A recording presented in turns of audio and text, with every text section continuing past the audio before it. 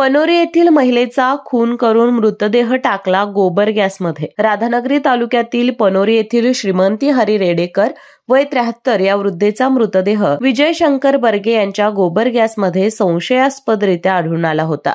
या वृद्धेचा डोक्यात प्रहार करून खून करून मृतदेहाची विल्हेवाट करण्यासाठी गोबर गॅसमध्ये टाकल्याची फिर्याद मुलगा अमित हरी रेवडेकर यांनी राधानगरी पोलीस ठाण्यामध्ये दिली। त्यामुळे हा गुन्हा वाढला असून श्वान पथकाला पाचारण करण्यात आले होते। याबाबत पोलिसांकडून मिळालेली माहिती अशी की श्रीमंती रेडेकर या गणेशोत्सवासाठी कोल्हापूरहून पनोरी गावी आल्या होत्या। या दरम्यान 28 ऑगस्टला मुलगा अमित पत्नीसह पनोरी येथे आला आणि गौरी आगमनानंतर 1 सप्टेंबरला कोल्हापूरला परत केला।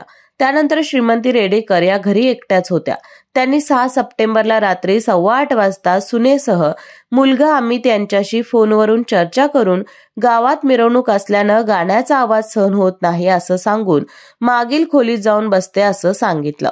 त्यानंतर 6 ते 7 या दरम्यान 4:30 वाजण्याच्या दरम्यान अज्ञात व्यक्तीने अज्ञात कारणासाठी डोक्यात कशाने तरी मारहाण करून खून करून पुरावा नष्ट करण्यासाठी श्रीमंती रेडेकर यांचा मृतदेह विजय शंकर बर्गे यांच्या घरातील गोबर गॅसमध्ये टाकून विल्हेवाट लावण्याची फिर्याद अमित रेडेकर यांनी दिली आहे। अधिक तपास पोलीस निरीक्षक संतोष गोरे आणि उपनिरीक्षक प्रणाली पवार करत आहेत।